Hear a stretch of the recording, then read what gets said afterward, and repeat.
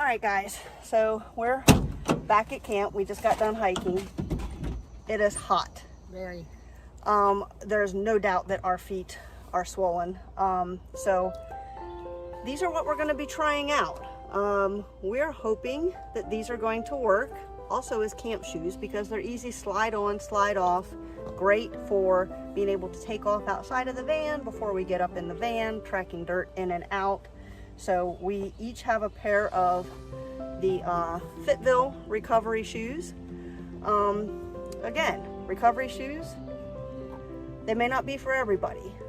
Karen and I are kind of sold on them, just to give your feet a break.